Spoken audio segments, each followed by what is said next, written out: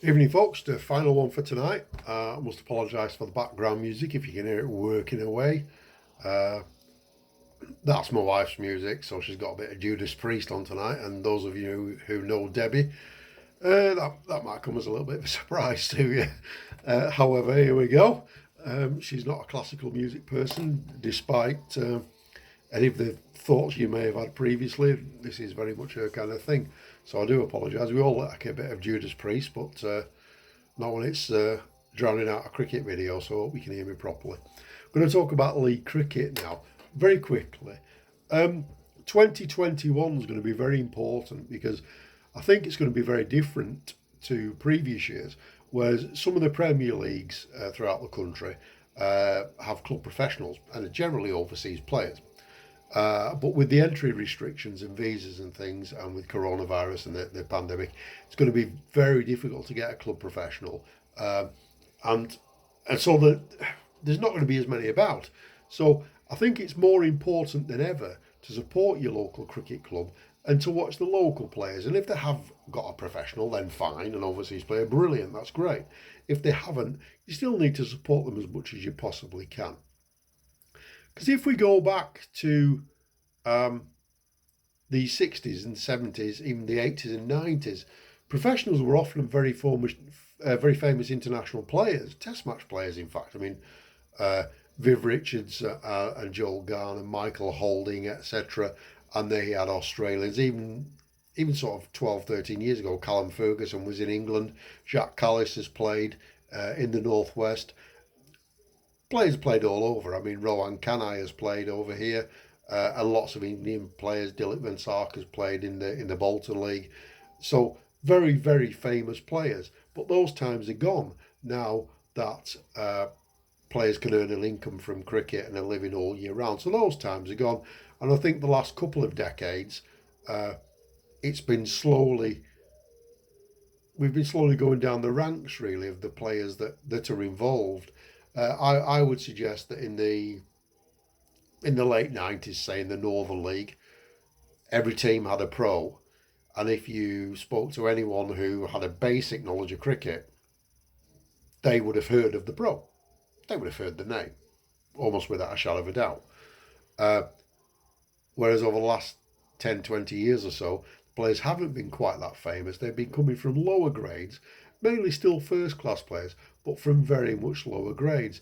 And it has affected the attractiveness of local league cricket because when I was a youngster, and that's a very long time ago now, so going back to the 70s and the early 80s, something like that, um, very well known professionals were playing at grounds. And I'm borrowing a phrase off one of my friends here, to be fair. Uh, Very much unlike any other sport in cricket going back those days, you could meet your heroes because that's what you could do. I mean, even now and then, take football, local league football, West Lancs, something like that, or even Northern Premier League. You don't get professional overseas players. You don't have a professional. You have a group of players. So there's not that marquee person. You could say the same in rugby. You don't get generally that one overseas player who everyone knows. So cricket's very different. You did get to meet your heroes, and you did have an affinity with them. You could watch their progress. Uh, I mean, one of the most outstanding overseas players I saw um, was in playing for Lancaster in the Northern League in the 80s, probably, I don't know, maybe 87, 88, something like that.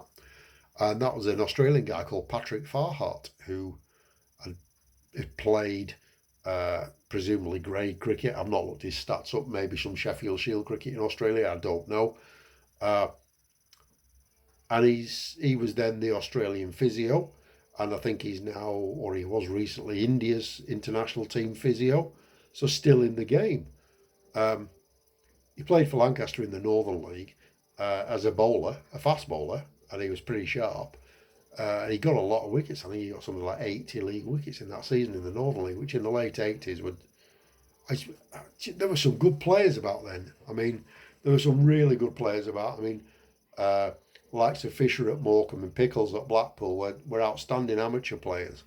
Uh, And then in the Lancaster side, of course, you had Dave Hayward and Brian Phillips opening the batting for a lot of years as amateurs, but really put in professional figures. So Patrick Farhart played at Lancaster and ripped it up basically and got a lot of wickets. I never actually saw him bat, but someone I knew at the time who was connected at Lancaster, he was, I don't know whether he's on the committee or something there.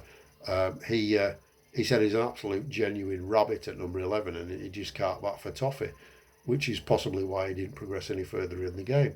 But so that's my thoughts on league cricket and professionals and how in the past you could meet your heroes and nowadays, although you can meet the professionals, it's unfortunate that you've never heard of them. So unless you've got a really detailed knowledge of the game, you're liable to come across a Sri Lankan as a professional who's had 30 first-class games and got 1,000 runs at 25 and 21 wickets at 50. And he's playing league cricket because he wants £5,000 and holiday in England for the summer. So the calibre has gone down, and I think that's perhaps affected the amateur calibre as well.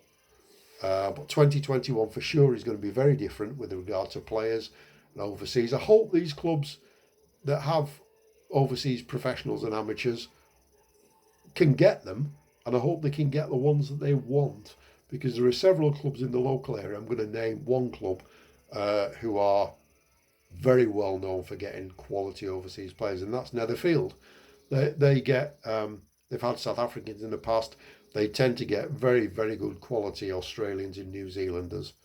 And so I hope they can manage to do that. And I hope they can be competitive again this year, because in 2019, we're going to forget 2020. In 2019, they're in the lower reaches of the Northern League, and that was very unusual. So hopefully they can get competitive again and they can feature in my preview of the league season, which I'm planning to do over the coming weeks. Probably first couple of weeks of March, just a quick overview of it. Interesting times, different times. Please support your local cricket club. I'm sure that the commentators in the media will all tell you the same. Test cricket's great. Get to a match if you can. Get some county games, some one days, some T20s. But on the whole, please support your local club. You don't even have to put money in. Just turn up, support them, be nice, be friendly with the players, give your thanks to all the committees that are out there doing their best for cricket, and just go along for a watch for a couple of hours.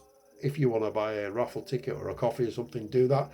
Go along to watch, because the fact that you're turning up to watch these players and involve yourselves in very such a small way within a club, if you pop into a couple of grounds on a Saturday, you'll be very, very well appreciated and you'll be met with a very friendly reception, because all these local league clubs want is recognition and to be popular and to attract visitors who have an interest in them. So my advice to you, if you're looking to spectate at cricket, pick a couple of games and go and spend an hour at each of, or 2 or 3 games. Go and spend an hour at each on a Saturday afternoon and look up the results later on and watch out for the results show on a Sunday morning. Okay, guys, they're just my thoughts. Let's keep supporting league cricket and long may it continue. Thank you, guys.